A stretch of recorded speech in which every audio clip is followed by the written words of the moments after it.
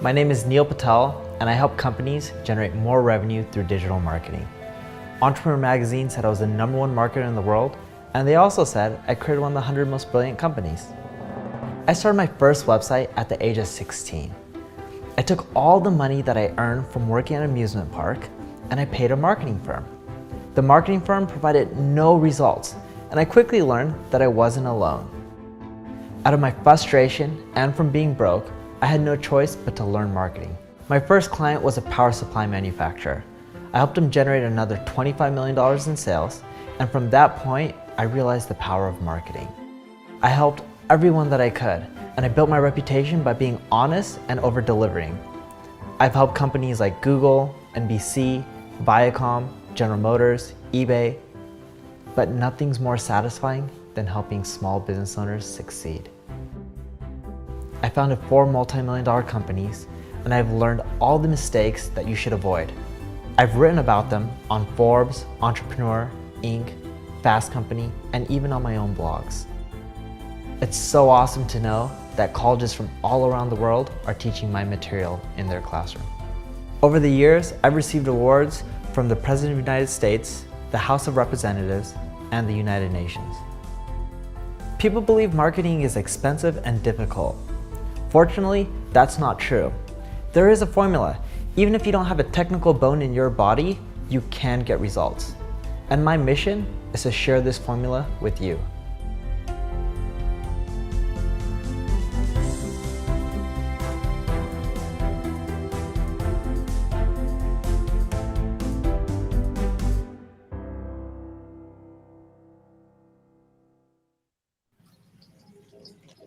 Hello, everyone. Welcome to today's webinar. Really happy to have you. We got quite a bit of people here today, so I'm going to share my screen.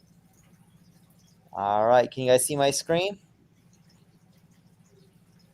Hopefully, I'll take that as a yes. John, Perna, you can see my screen? Yep. Good to go.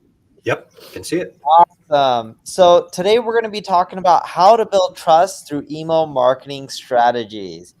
My name is Neil Patel. I'm the co-founder of NP Digital. We're an ad agency that helps companies with all aspects of digital marketing, from paid to SEO to social, conversion rate optimization, email marketing, and the list goes on and on. We've worked with a lot of large corporations, have a lot of stats and data. So when we break down what we're seeing that's working, keep in mind it's based off of data, right? And we also have some people here from the Maripost team. Keep in mind, they see a lot of data on email marketing because they're an email marketing provider.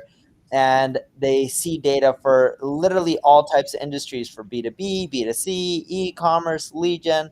And again, the list goes on. And I see this data across throughout the whole world.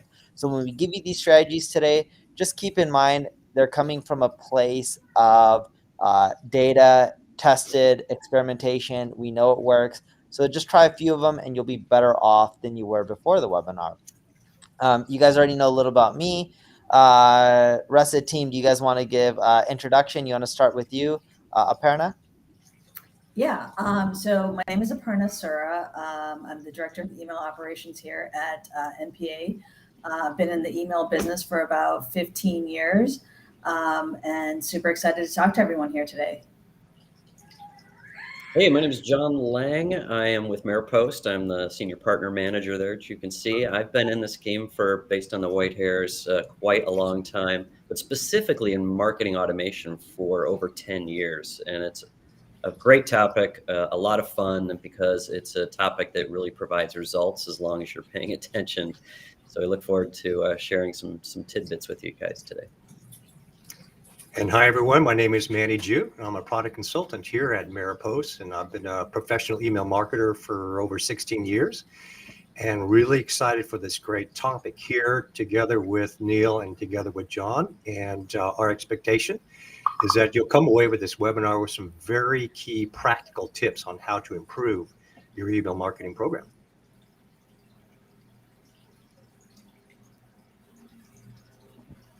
Hey, just to give you a quick sense of who Maripost is and kind of what we do. Essentially, Maripost is a company that's been in business for over 12 years.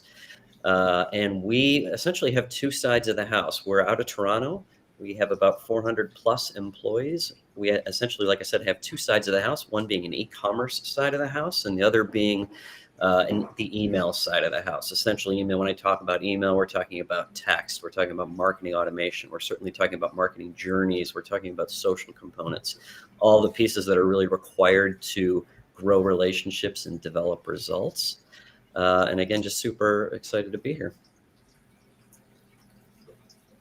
So some quick email marketing stats before we kick this off. 33% of marketers send weekly emails and 26% send emails multiple times per month. I highly recommend that you send at least an email a week. If you're not doing that, you're missing out on a ton of revenue. 77% of marketers have seen an increase in email engagement over the last 12 months, especially with people being home and post-COVID. A lot of people do their shopping online, whether it's for B2B and B2C, and a lot less in person. And you want to make sure that your emails are compatible for different device types, such as smartphones, laptops, iPads, and even for those smaller phones, because not all of them are big in screen size. And you got to continually test to how you collect leads, emails, how you send out them, what subject lines you use, how to maximize, open rates. These are all the ways that you're going to maximize your revenue. And I've also heard over the years, is email dead? Well, funny enough for us at our company, NP Digital, email marketing is one of the largest drivers of revenue for us, right? It builds relationships over time, generates a lot of sales. It's the same for e-commerce in most industries. As they say, the money's in the list. There was an email marketer years and years ago named John Reese who would make millions of dollars from email, so much so that he had a scuba tank in his house or a fish tank in his house. It was so large that he had a scuba diver to jump in it and clean it. That's how he cleaned it each year. And he literally said, I made all my money through email marketing. You see some stats here. I'm not going to read them. But in essence, all I'm getting at is email marketing is not dead. Look at MailChimp. It sold for over $10 billion to Intuit. That just shows how much money is in email marketing. Yeah, I couldn't agree more. It's kind of always the elephant in the room. We've been doing this for quite a while. So I was, when you think about 4,200% ROI on email, when you see the guys on the beach that are, becoming millionaires while they're on the beach, I can tell you that 98% of the time, the strategy that's involved is maybe a holistic part of their strategy is email. So just absorb the facts that Neil laid out, absorb $42 for every dollar spent in terms of your return on investment. It's ridiculous. It works, but you have to do it right. So I just wanted to briefly talk. I was at a conference, right? Digital marketer, and many of you maybe have heard of Ryan Deiss out in the world. So this was 2 years ago. This wasn't 10 years ago. This wasn't 20 years ago. He came out in his keynote speech and he asked everybody in the audience, what is the number one strategy that you need to employ in your business today? What does everybody think? And hands went up everywhere, right? Of course, the TikToks of the world and the Instagrams of the world all came up. But the answer to his question was email marketing.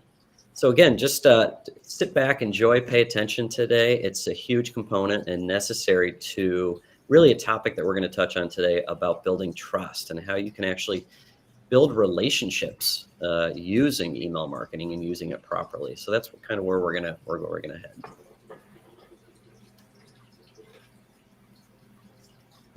So I'm going to quickly introduce Manny Ju here in just a moment, and Manny is going to talk to you a little bit about trust. So again, really all this is about is using touch points with your email and the idea is to turn strangers, right, into people that are engaged with you, people that ultimately become more than just strangers, who start to trust in what you do. And we're going to talk a little bit about how you can achieve that so that they actually become buyers and become ultimately evangelists to what you deliver, what you sell, and what you promote. Because ultimately we need much more promoters out there, repeat buyers, those types of things. So we're going to talk about how we can use email to do those kinds of things. So I'm going to turn it over to Manny and let him talk through a little bit about trust.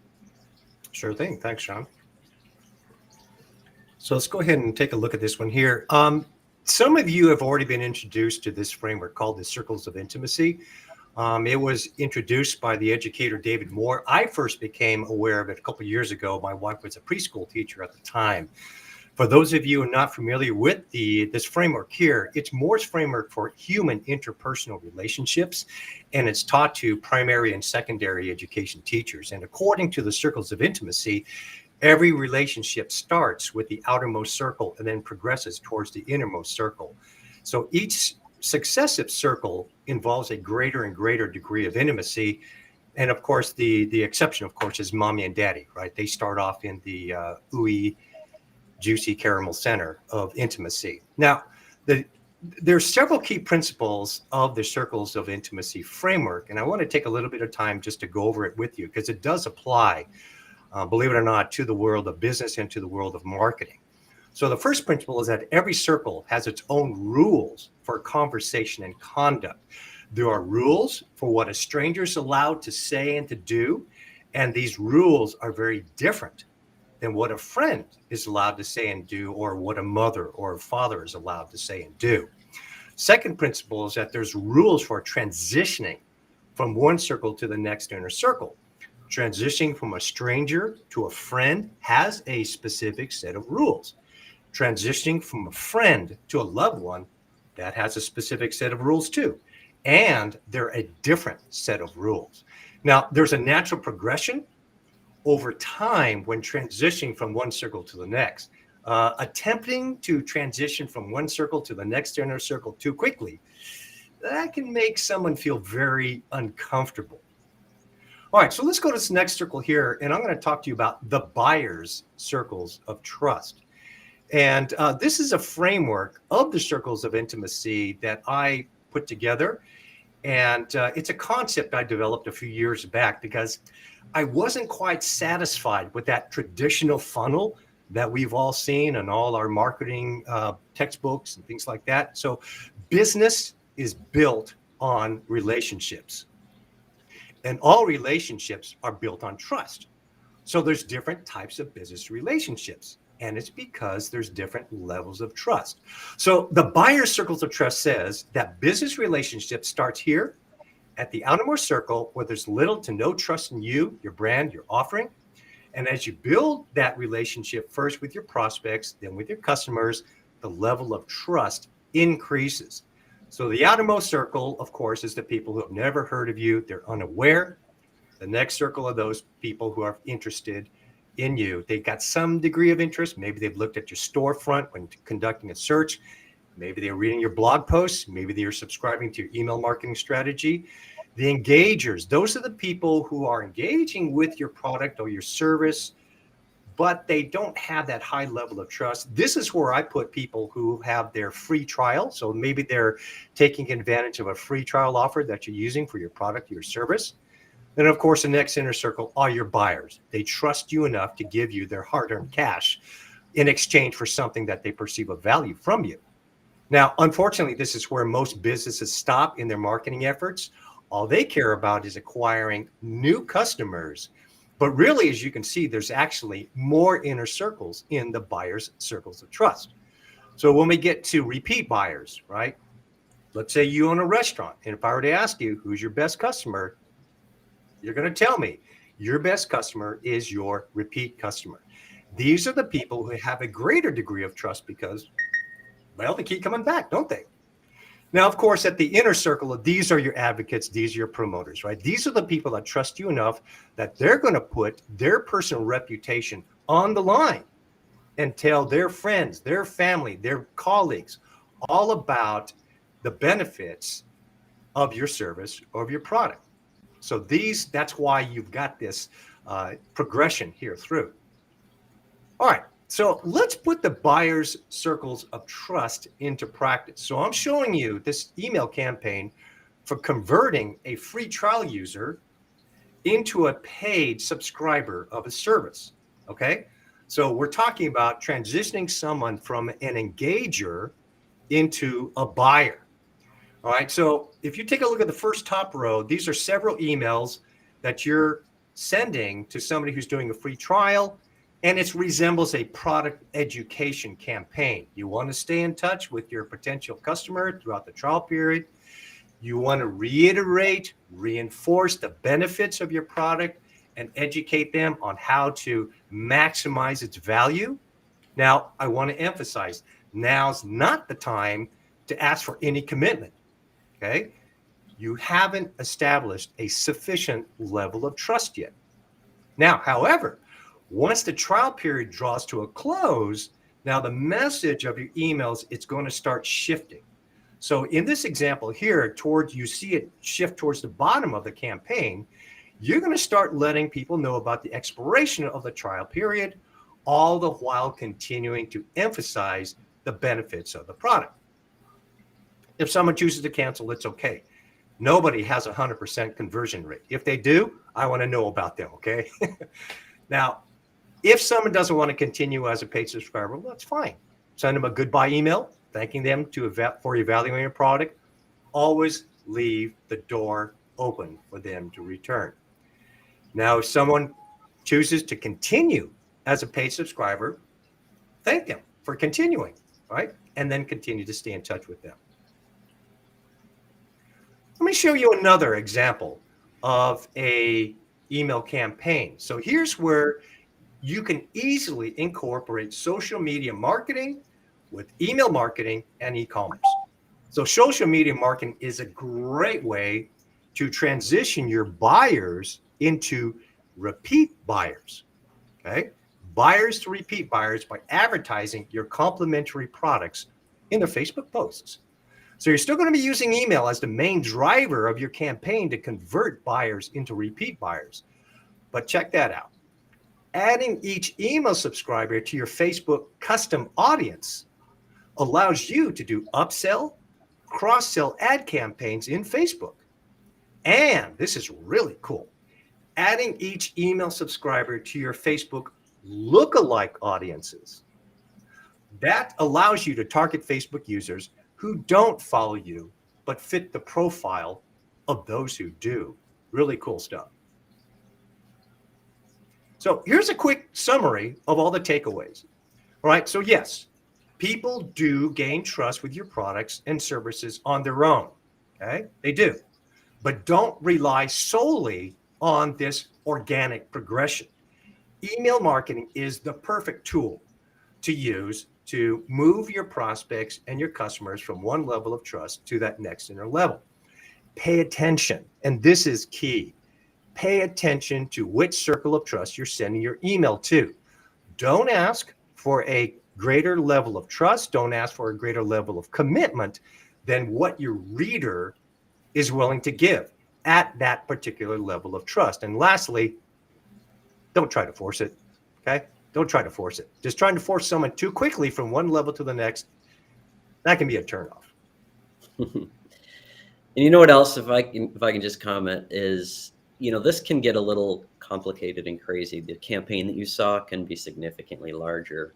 You actually, you know, you want to think about journeys and campaigns that are specific to the individual that you're reaching out to, right? So you have campaigns for buyers, you have campaigns for sellers, you might have campaigns for buyers that are men that like a specific kind of wallet, right, etc. Those types of things. And the more that you can start to learn about your audience and the different kinds of campaigns that you design for each has its own individual circle of trust that you've got to focus on, right? And as you bring people through your journey and you start talking to them in a different way, once they become a buyer, that's a whole new journey and conversation with different goals. We think about ways that we can get people into our circle of trust, and we think about maybe doing webinars and different things that we can promote, all different strategies that we would potentially use. But it all kind of boils down to the same thing of kind of turning a stranger into ultimately a friend or advocate or buyer or customer. And keep going, if you will, with that relationship. And these are all things you can do using tools like email and email marketing automation. It's amazing.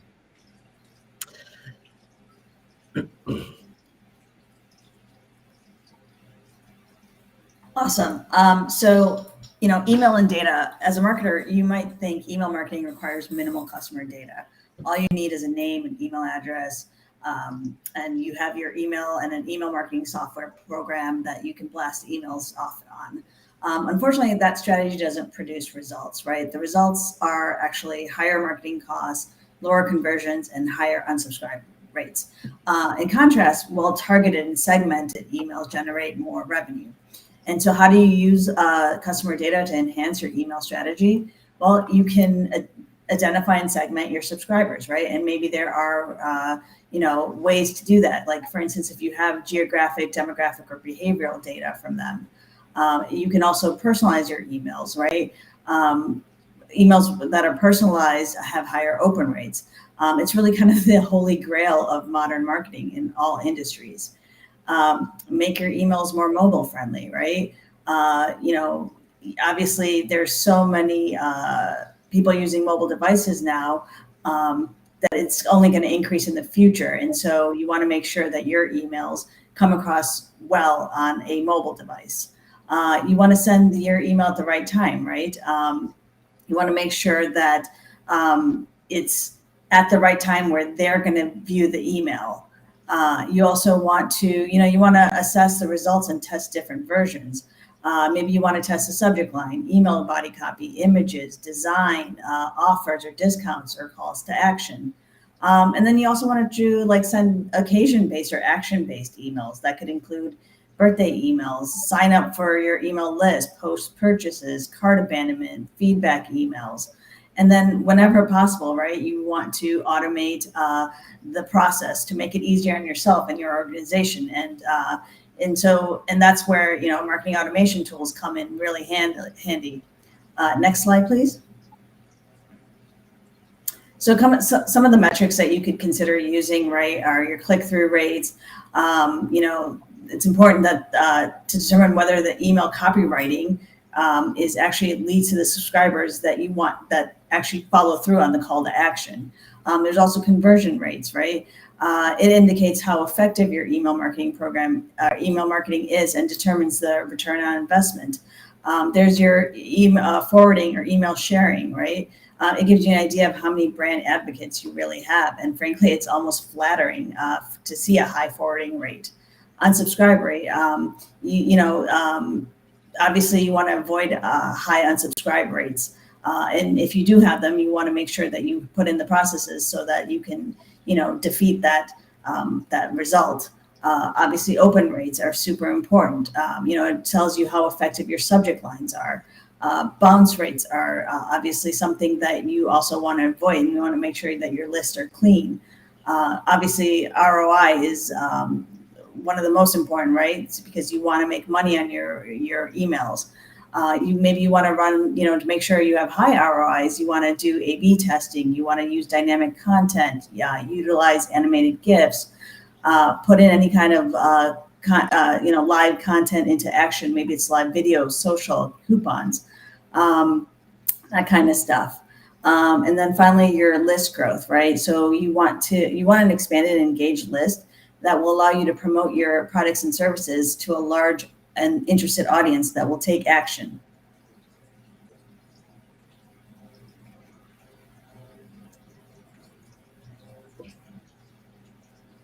So yeah, apologies, took a breath there. Just absorbing some of the things you're talking about. I mean, some of those things are so important. And by the way, shameless plug here. I mean, you've got to have the right tools that are going to give you that information and make it easy for you to digest that information, and then easy for you to interpret it and take some type of action and make sure that you're targeting effectively.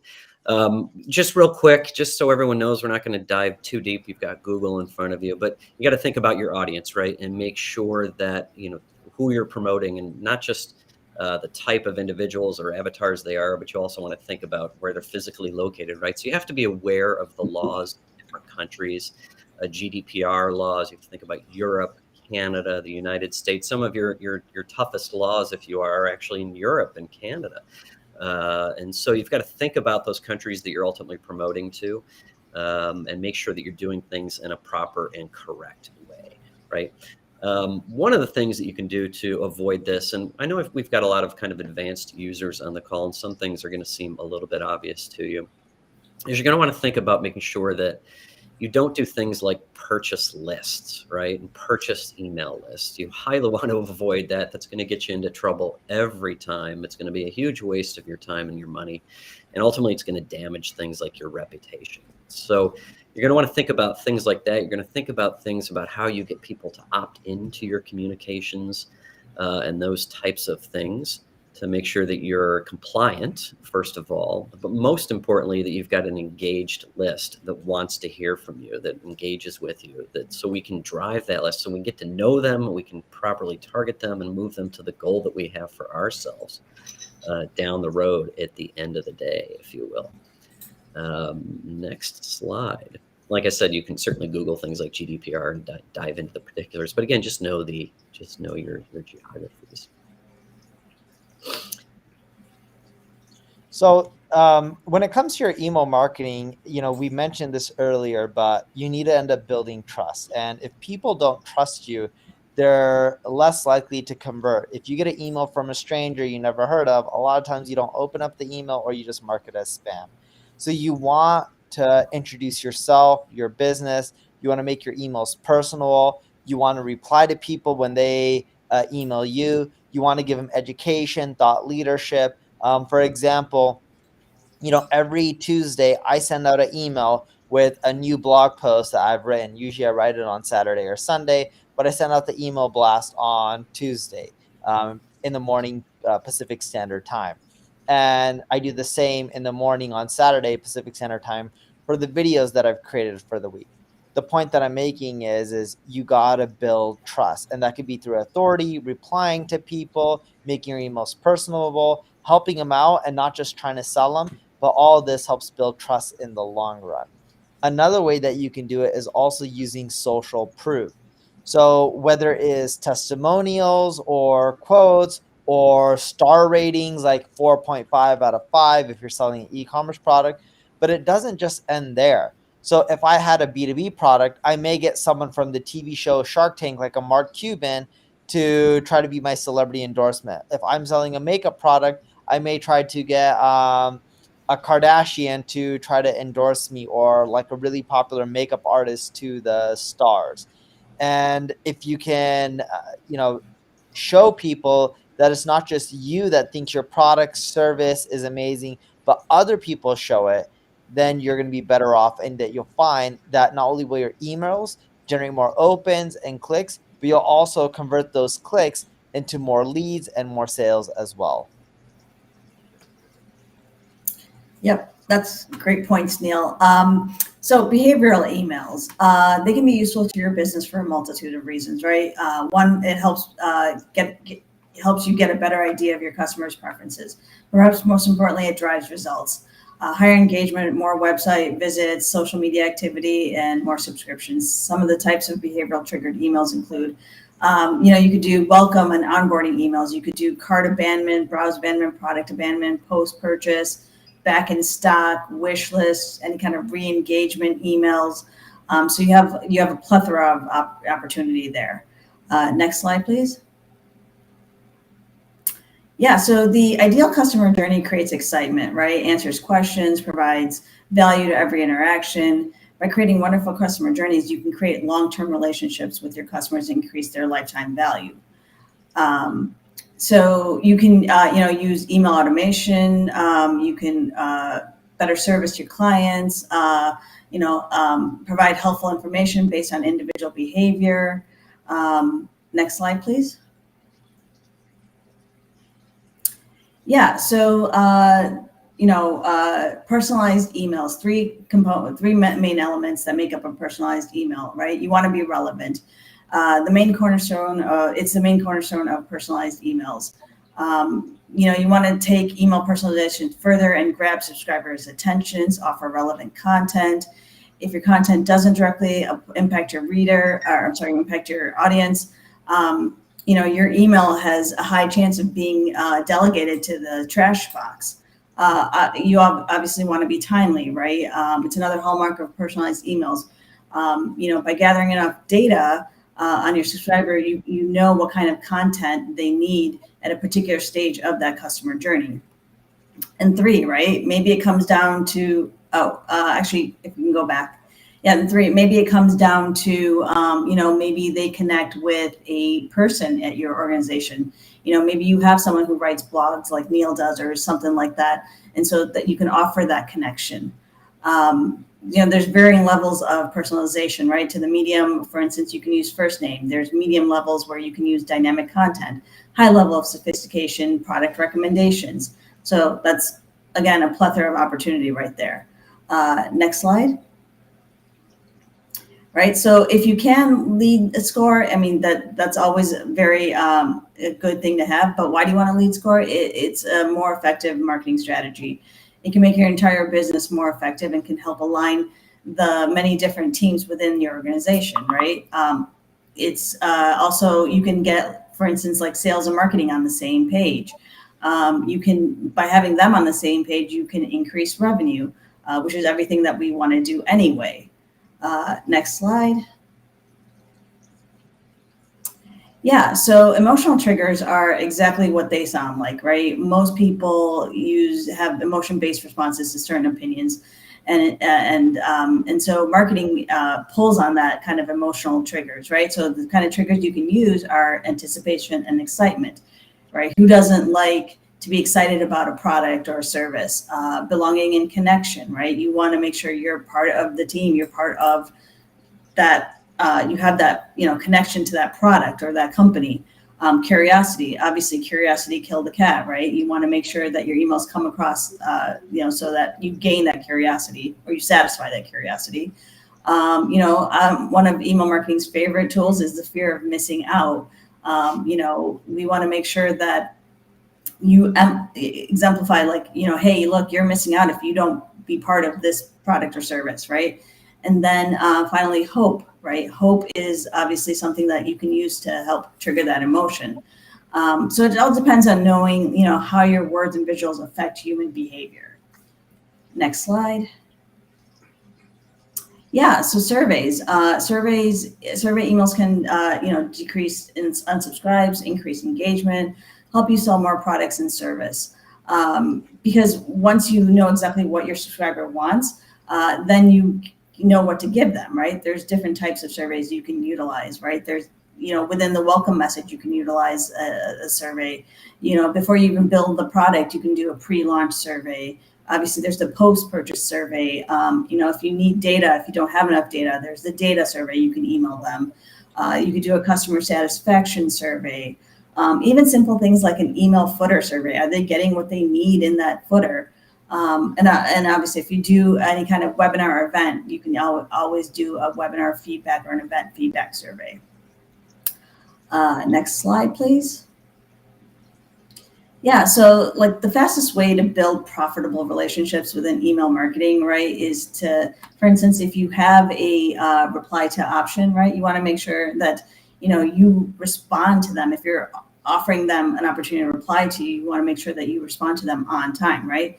Some of the benefits of that is that you can curate customer replies, for creating content that specifically resonates with your audience. It's an amazing way to boost deliverability and your email reputation. And finally, it also helps create powerful, positive engagement cycles with your audience.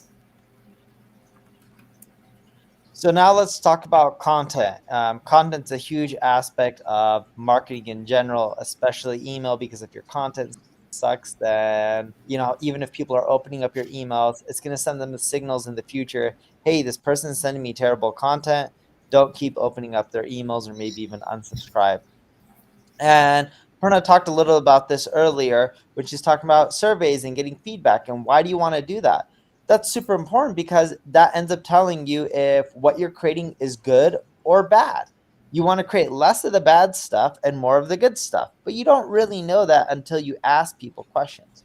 So going back to emails and some of the type of content that you can create, there's welcome emails. Those are just letting people know, hey, thanks for subscribing. An example of this is if you subscribe to our list, I may end up saying, check out our free tools, check out some of these guys that can help you out, and check out some quick wins that people have gone. And oh, by the way, if you just want us to do all this for you, check out our agency, NP Digital. That's an example of a welcome email. Then you can get promotional emails. These are sales ones. So like you want to do them, let's say for Black Friday or Cyber Monday that's coming up. That's a huge way to drive more sales. You got guides, blog posts. Those are simple ones. Even if you write like a blog post a day, you don't want to send out an email a day with a blog post. You want to make sure that the ones you're emailing out are the best and the greatest. Same with your guides. Loyalty and rewards, those are always awesome as well because people feel appreciated from those. Then you have testimonials and reviews. This helps build trust that we've talked about earlier. You also want to do the behavioral-based emails, such as someone adds something to a cart they don't complete. You want to get them to come back and purchase again. Maybe offer them a coupon to incentivize them. And then you got the newsletter, product, company announcements, like hiring someone, expanding somewhere, or new product or service that can help them out. Awesome. Thank you, Neil. Yeah. So from time to time, you want to clean your list. And, I always equate that to kind of like tightening the screws on your email marketing program, right? There's a couple of 5 things that, why you want to do it. But I will tell you that it's also good because it underlines good foundation for a high conversion rate, right? You want to do it because you want to keep your list clean and healthy. It instills trust in your IP and sender name. Ensures better performance, boosts productivity, engages with your customer, and helps them succeed as well. It reduces the risk of being, you're getting placed on blacklist or spam list or anything like that, and it saves money by reducing the budget and maintaining invalid email addresses. So those are just some of the reasons why you want to make sure that your email list is verified.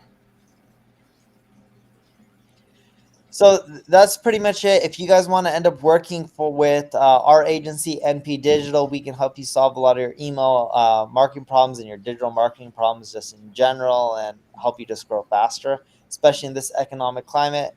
You can always scan the QR code with your phone, or you can just go to npdigital.com. If you scan the QR code, it'll just take you there too. So all you do is just bust out your camera, shine on the QR code, and you're off into the races. Yeah, it was super fun today. How about you, Manny? It was good. Really good. I learned a lot too. Thanks a lot. Yeah. This can be a complex topic when you really get down to it, right? You need the right tools to create campaigns. You need the right content, the right engagement, the right path.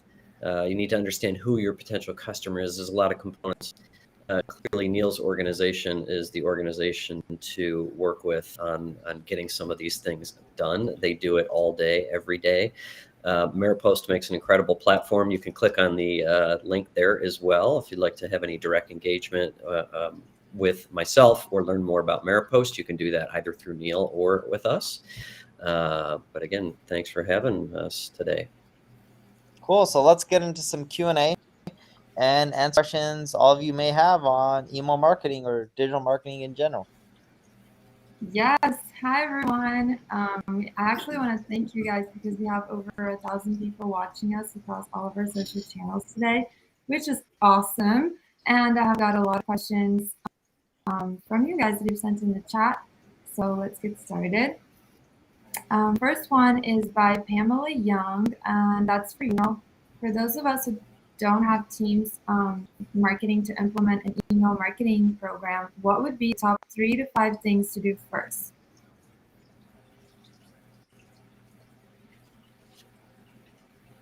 I think the question was if they do not have an email marketing team, what are the top 2 to 3 things or something like that? It was either 2, 3, 4, or 5. It was one of those. Top 3 to 5 things that they should do. Well, I'll take that for at least one of those things. You're going to want to think about getting some help, right? And reaching out to people who know what they're doing there, because you can burn a lot of time and money kind of attempting to do things yourself, right? Finding the right platforms, understanding the right messaging, like I kind of mentioned before. How are you going to attract people into your world? There's a lot of components to it. So I think one of those key things is to reach out and get some help with somebody like Neil and their organization, or somebody else that you might know. But that would be probably step 1 is my thought. So here's some quick tactics that you can do to give you a few more points. So the first thing I would do, or second thing I would do, John mentioned the first thing, but I would go and subscribe to some of your competitors' email lists or buy some of their products. You'll see their sequences. that'll give you this ideas on what you should be doing or shouldn't be doing.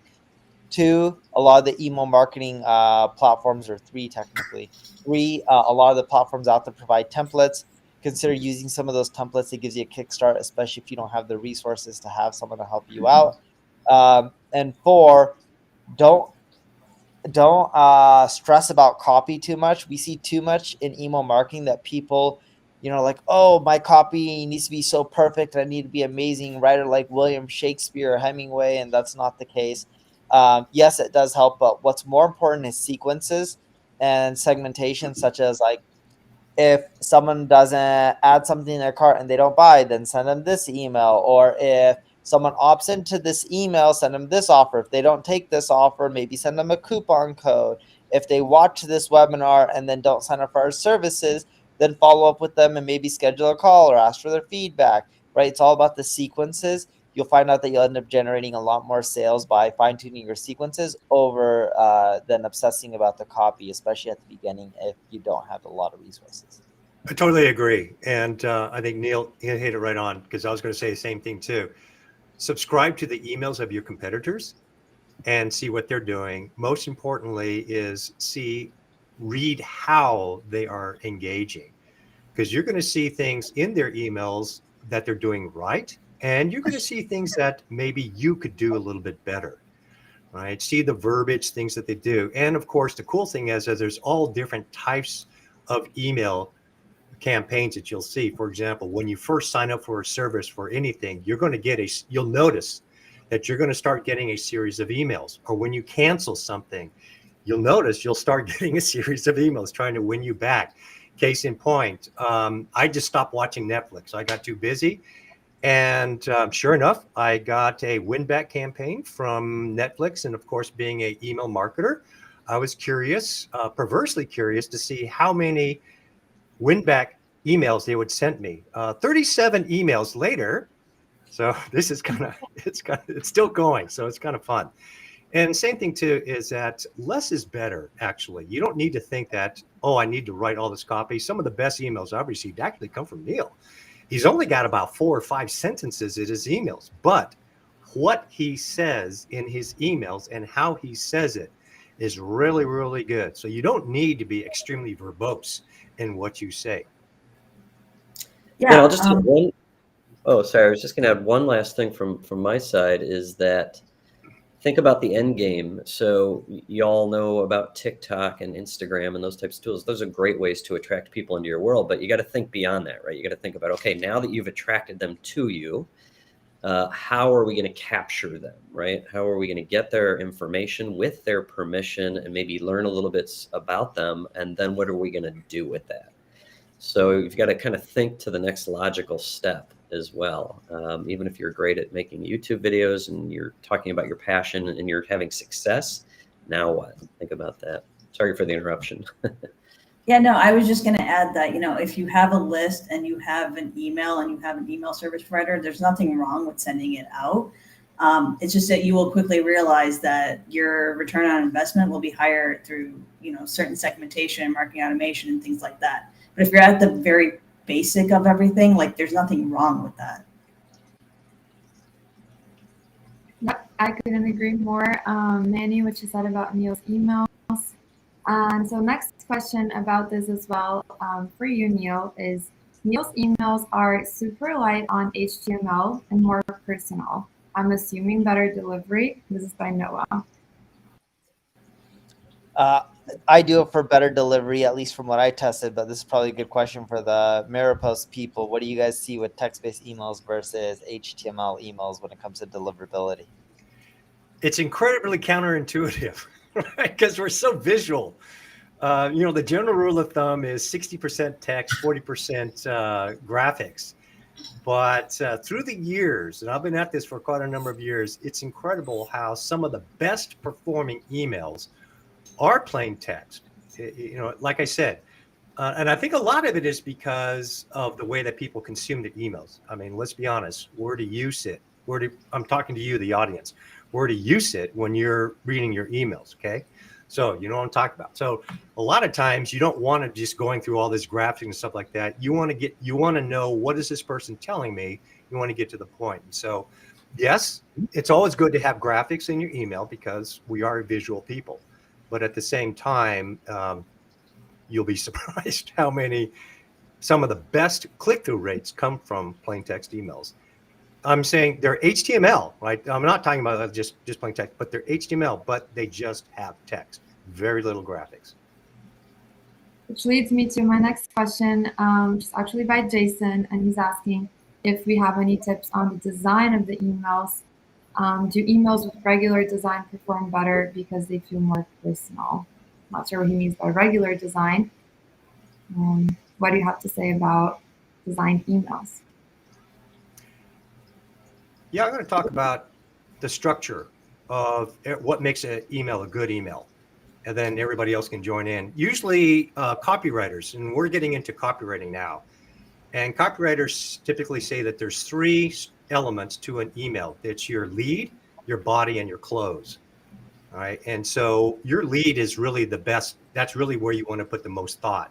And there's different ways of writing a lead into your email. Then your body, of course, is talking about the benefits. And then the close is to get some type of commitment, some type of call to action out of it. And as I said at the very beginning, because you have different levels of trust, your call to action should not be the same. It should not be the same call to action.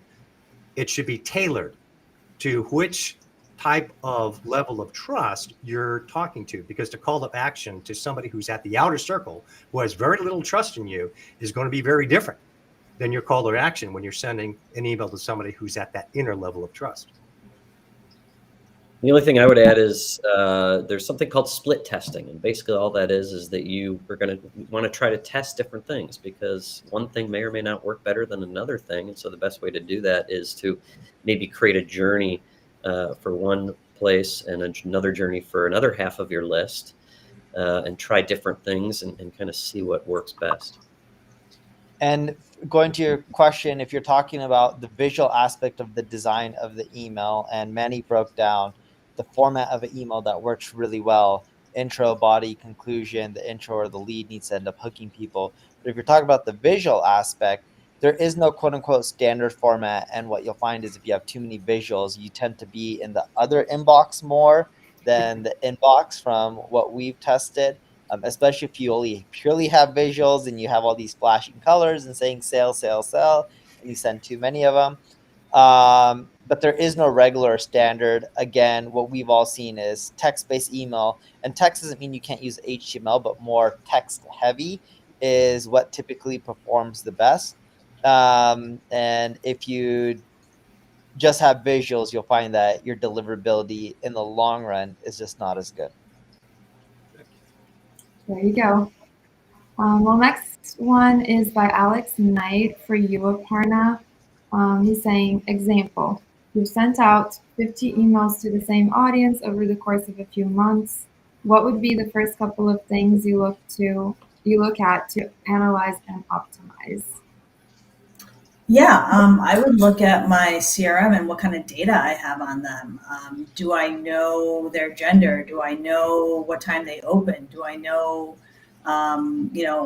their address or anything like that? What data do I have on them, and how can I segment it, and how can I kind of prepare the email? So like maybe, if it's I have a client that maybe wants, female pictures or design, or female pictures to their female audience and male pictures to their male audience. So any which way I can come up with that angle, use your CRM data basically. Okay. And I also want to just really quickly mention something here too, because I was reading some of the chat comments here too, and somebody was commenting about open rates and email response rates. And you're absolutely right. At Maripost, we've noticed that thanks to the mail privacy protection, as well as what Google and Yahoo are doing, email open rates are starting to become less and less reliable in terms of location. Because back in the day, we used to use open rates to determine where is somebody located. But we're starting to see that more and more email opens, almost 80%, almost even as high as 90%. In some of our clients, their emails are being opened from some data center that is different than where that person is located.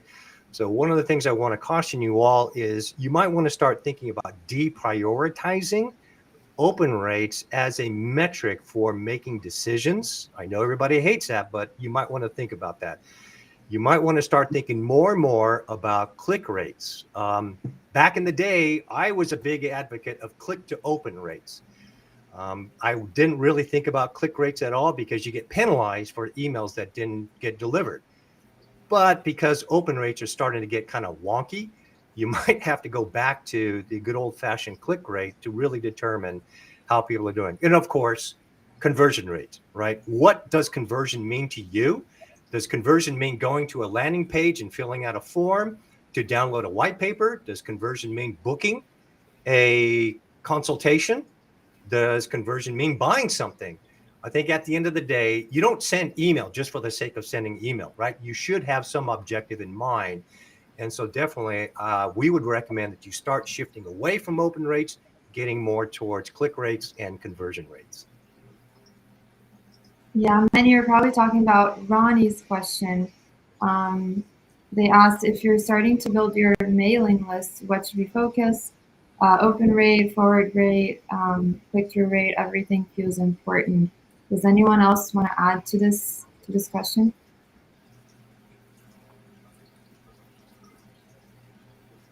I think they got the answer. Click rates. Right.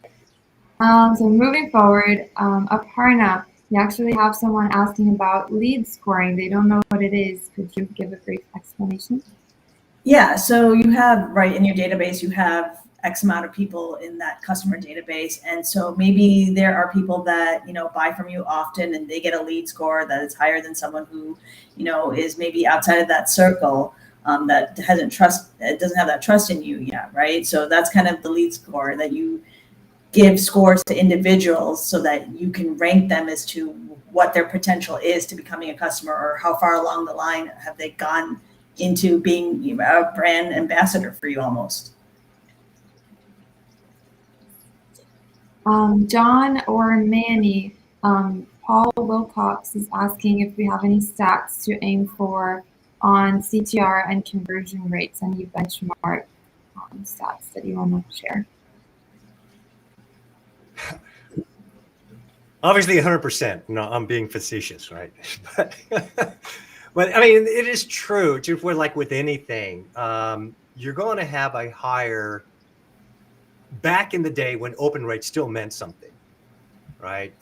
You always had. It was like that's where we give rise to that funnel, right? You would always have more people who would read your email, and fewer people who would be interested enough to click through, and then even fewer to convert, right? And so really, it's. I don't know.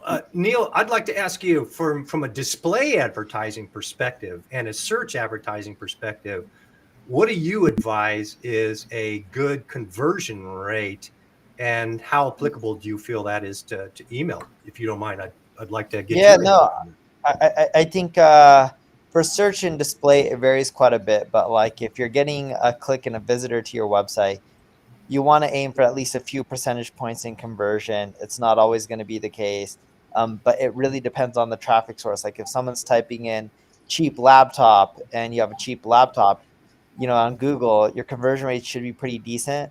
But if someone's typing in Apple used laptop and you sell Apple used laptops and your apple.com, your conversion rate should be a little bit better because you're the brand and the brand names in there. Display conversions are usually a little bit lower. With email, assuming they're on your list from warm traffic, as in they came from your website, they know about you, they opt in, and then you send them, your conversion rates, they're still going to be in the single digit percentile. It's very rare for them to be in the double digit percentile. But the conversion rates when someone's swiping a credit card or buying something, it's going to be higher than if you ran cold Facebook traffic, collected an email, and then sent them an email ad, or if you ran Facebook ads, collected an email address, and then you sent them an email, your conversion rates are going to be lower because that email address came from cold traffic. So it really all depends on the source and the industry. When you're selling something for $5, your conversion rate is going to be higher than when you're selling something for $1,000. So it's really hard for Manny or John or Perna or any of us to answer. But in generally speaking, when you send out an email, you're getting clicks to your website. From the clicks, you're usually in the low single-digit percentiles in conversion. Yeah, we've seen that too, just in the hard metrics. Okay. Well, we have two more questions. Next one, maybe Aparna or maybe John. I think you talked a little bit about this. Sneha is asking, how do prospects agree that they are okay with us sending emails?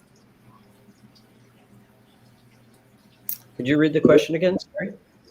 It's how do prospects know? That's all about like compliancy in the U.S. If it's GDPR or I mean in the EU it's GDPR. U.S. has their own laws state by state. Brazil has their own laws, etc. I forgot who presented on that slide, but one of you guys did. Yeah, but it's all John. about the opt-ins and the disclosures. Yeah. So it goes back to the same thing: is that how do people know that you have authorization? Is that it's explicit, right? So that's I think John has mentioned it also, and we iterate more and more again. Please don't ever rent an email list. If you do, you will not be allowed to send emails on reputable platforms, including Maripost. So the best way to do it always is to get explicit opt-in. So whether obviously the online source is you have a email opt-in on your website, or if you're doing e-commerce, you always get opt-in. Probably you've seen those too when you're checking out. I mean, we all shop online. When you check out, you see this little place here where you give me your email address, or you want to receive the purchase confirmation. And there's always that little checkbox that says, yes, let me know about promotions. If you're at an offline source, like at a conference, or even if you're at a restaurant or something like that, you always want to make sure that people are explicitly giving your email address. And if you're at offline, this is something I always tell people: send an email right away. Don't wait a year. Don't wait a month before sending an email, because they're going to forget that they gave you their email address. You've almost increased 100% that they're going to flag your email as spam. Worse. All right. So if you're at an offline, you get the email address, send it right away. Yep. All right. Yeah, so last question.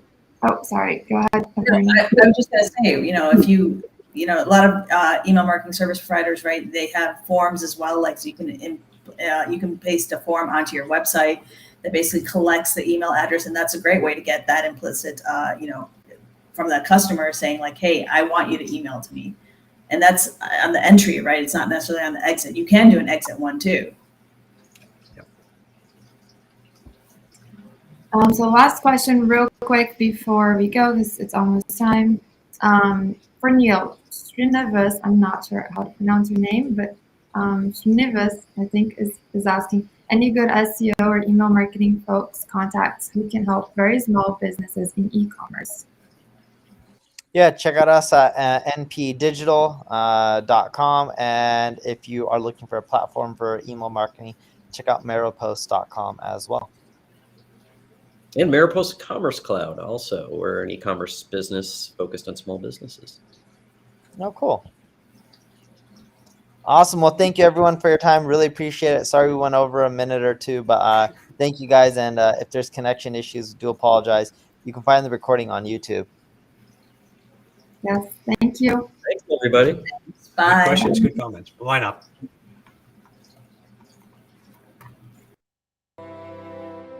My name is Neil Patel, and I help companies generate more revenue through digital marketing. Entrepreneur Magazine said I was the #1 marketer in the world, and they also said I created one of the 100 most brilliant companies. I started my first website at the age of 16. I took all the money that I earned from working at an amusement park, and I paid a marketing firm. The marketing firm provided no results, and I quickly learned that I wasn't alone. Out of my frustration and from being broke, I had no choice but to learn marketing. My first client was a power supply manufacturer. I helped them generate another $25 million in sales, and from that point, I realized the power of marketing.